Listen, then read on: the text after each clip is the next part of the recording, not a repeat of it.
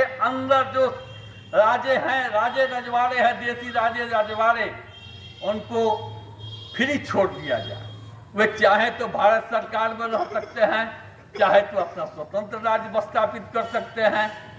ये चाहते थे, हमारे कुछ नेता चाहते थे कि जल्दी हमारी गद्दी मिल जाए, कुछ नेता चाहते थे कि भारत और पाकिस्तान दो भागों में बंट जाए। ये सभी चल रहा था, लेकिन कम्युनिस्ट और देश के क्रांतिकारी, आप याद कीजिए, इतिहास में पढ़िएगा, कराची से नाविकों ने विद्रोह किया और विद्रोह करके बंबई में जब पहुंचे तो बंबई में पहुंचे, एक तरफ का मुस्लिम लीग का झंडा था, जिन्ना साहब का, एक तरफ, दूसरी तरफ कांग्रेस का झंडा था और तीसरी तरफ ये लाल झंडा भी था।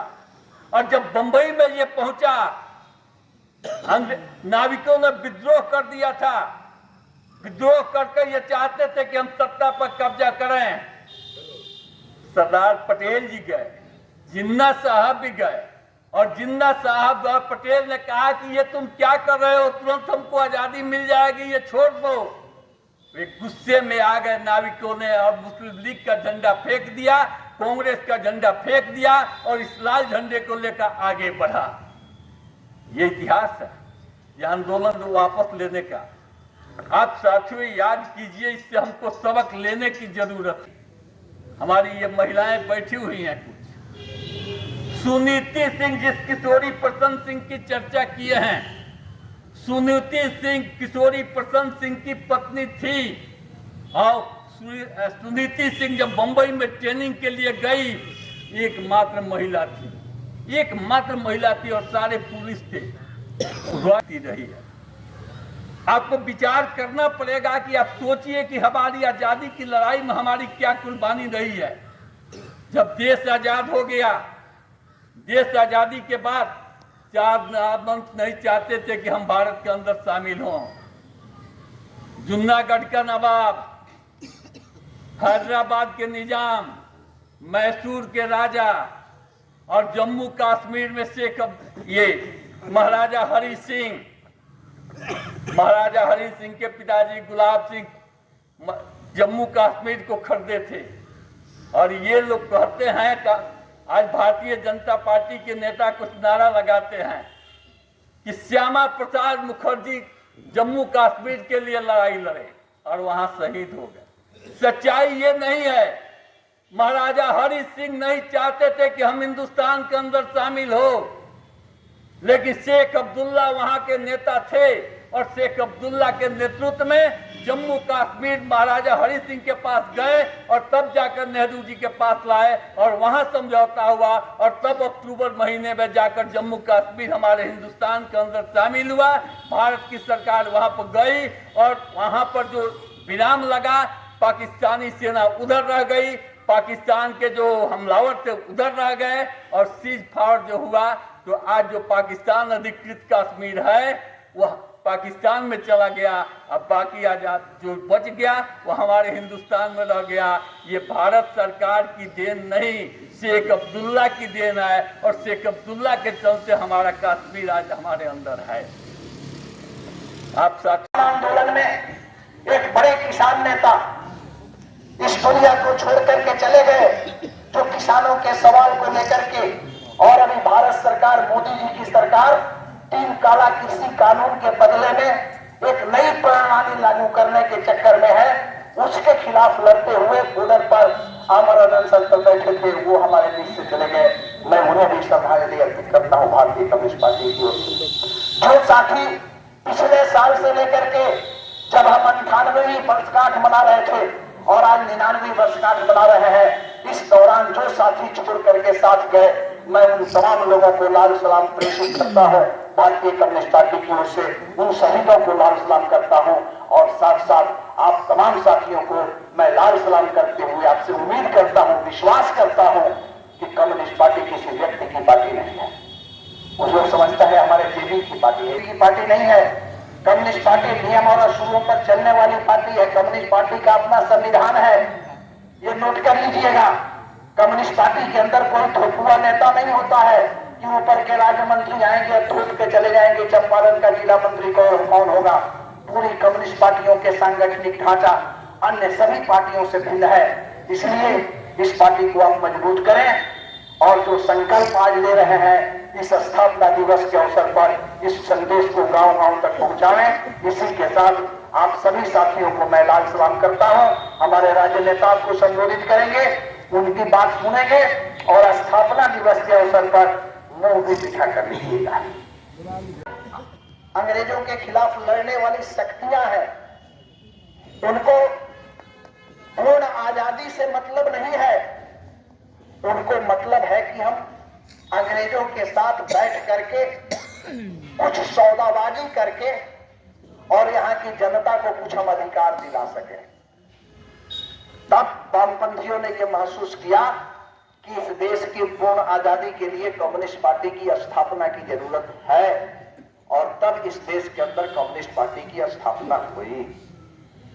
इतना ही नहीं, 1925 ईस्वी में कम्युनिस्ट पार्टी की स्थापना के बाद पार्टी पर बैंड लगा दिया गया। अंग्रेजों ने बैंड लगा दिया और कम्युनिस्ट पार्टी 1935 से लेकर के 1925 के बाद अपनी स्थापना काल से लेकर के 1943 तक प्रतिबंधित पार्टी रही, प्रतिबंधित पार्टी रही। पीसी जोशी भारतीय कम्युनिस्ट पार्टी के जनरल सेक्रेटरी बनाए गए। एक ऐसा नाम कॉमरेड पीसी जोशी, यदि भारतीय कम्युनिस्ट पार्टी के इन 100 वर्षों के इतिहास के पन्नों को उल्टा जाए तो पीसी जोशी का जो योगदान रहा, जो उनकी कुर्बानी रही, पार्टी को चलाने का उनका जो तरीका रहा, विभिन्न राज्यों के अंदर जो पार्टी के शाखाओं के गठन का जो उनका काम रहा, उसको नहीं बुलाया जा सकता है। और आपने सुना कि 1939 ईस्वी में जब बिहार में भारतीय कम्युनिस्ट पार्टी की स्थापना हुई, उस समय general secretary comrade PC Joshi हुआ करते थे। आपको आश्चर्य होगा कॉमरेड, पीसी जोशी के जीवनी को आप पढ़िएगा तो आपको आश्चर्य होगा कॉमरेड। हमको मझवलिया से बेतिया आना है, उसमें कई पार्टियां उभर करके चली आई। हमने देश की आजादी के सवाल पर लगातार संघर्ष किया और नहीं किया तो आज भी यदि आपको कहीं लिस्ट मिल जाए तो उसको पाने की सजा पाने वाले कम्युनिस्ट बैठे हुए खड़ी को जमा अगली पंक्ति में। इनके पिताजी जेडे मस्ताना काला पानी की सजा काट करके आए और इसलिए साथियों, आजादी के बाद जब स्वतंत्रता सेनानियों का संगठन तैयार किया गया, इस बिहार के अंदर बात मैं करता हूं, तो उसके पहले नेता बने किशोरी प्रसन्न सिंह, जो भारतीय कम्युनिस्ट पार्टी के सक्रिय सदस्य थे और लंबी यातना उन्होंने देश की आजादी की लड़ाई में झेली थी। मैं इसलिए थोड़ा कहा कि ये कम्युनिस्ट पार्टी संघर्षों और बलिदान की पार्टी है। अन्याय के खिलाफ, जुर्म के खिलाफ, शोषण के खिलाफ, शोषण विहीन समाज के निर्माण के लिए यदि हमारे अंदर संघर्ष करने की ललक नहीं है, हमारे अंदर आवाज उठाने की ललक नहीं है, ये सरकार के जो मशीनरी है, जो तंत्र है, वो पदाधिकारी के रूप में हो या पुलिस की वर्दी में है, यदि वो जुल्म और अत्याचार करते हैं, उनके खिलाफ यदि हमारा खून नहीं खौलता है तो मैं सही वंशज कम्युनिस्ट पार्टी का नहीं हूं। ये मैं आपसे कहना चाहता हूं, ये मैं आपसे कहना चाहता हूं। हमारे सही वंशज होने का यही प्रमाण है कि जहां भी कहीं अत्याचार हो रहा है, जुल्म हो रहा है, ज्यादती हो रही है, हम कम्युनिस्ट हैं तो बगैर जान की परवाह किए हम उसका मुखालफत करेंगे, उसका विरोध करेंगे।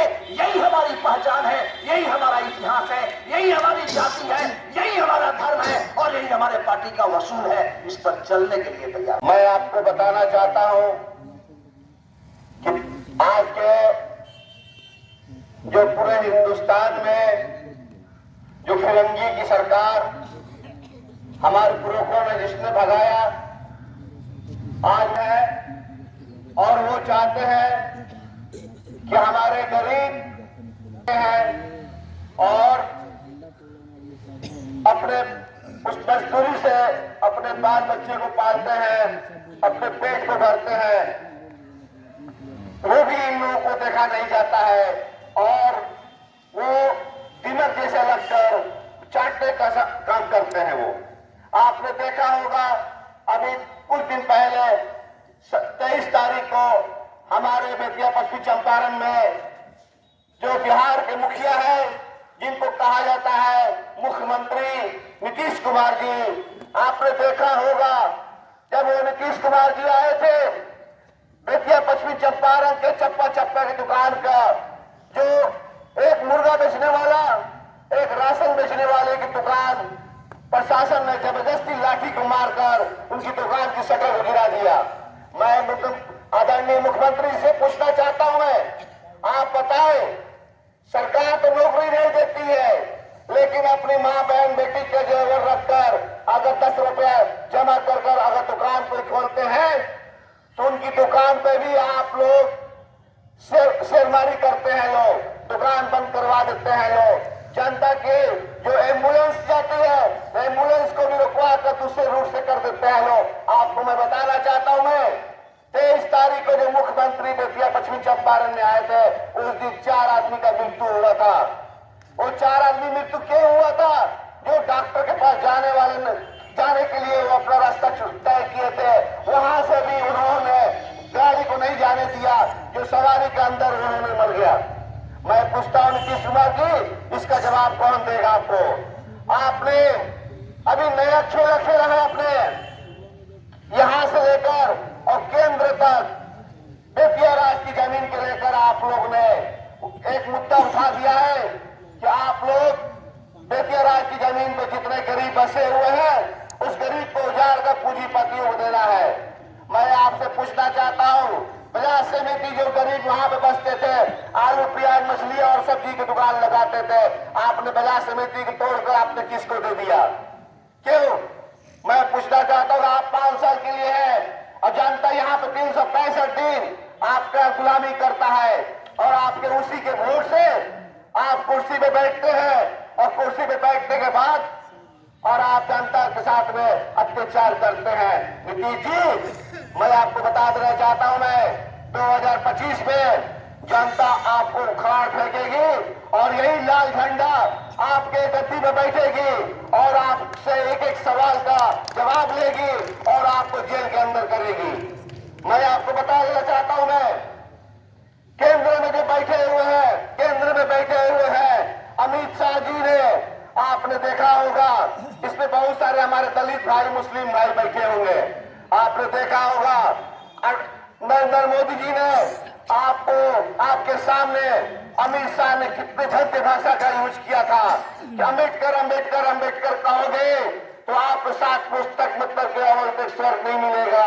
भगवान के नाम लोगे तो 7 पुस्तक आपकी मतलब माफी किया जाएगा। अम्बेडकर, अमित शाह जी, मैं आपसे पूछना चाहता हूं, मैं आज जिस कुर्सी में बैठे हो, आपकी बाप की कुर्सी नहीं है वो कुर्सी अम्बेडकर जी का संविधान का बनाए हुआ कुर्सी है वो। अगर आज आप कुर्सी से उतर जाएंगे तो आपकी औकात नहीं होगी अम्बेडकर जी की उल्टी सीधी बात करने का, और इसकी जवाब आपको मिलेगी। इसकी जवाब आपको मतलब मुस्लिम और हिंदू, हमारे सभी समाज के, दलित समाज के लोग आपको देगा। मैं आपको बता देना चाहता हूं, ये सरकार चलने नहीं जा रही है। आप कान खोल कर सुन लो, ये सरकार चलने नहीं, न केंद्र की सरकार चलने वाली है और न राज्य की सरकार चलने वाली है। आपको तोड़ जवाब आपको दी जाएगी।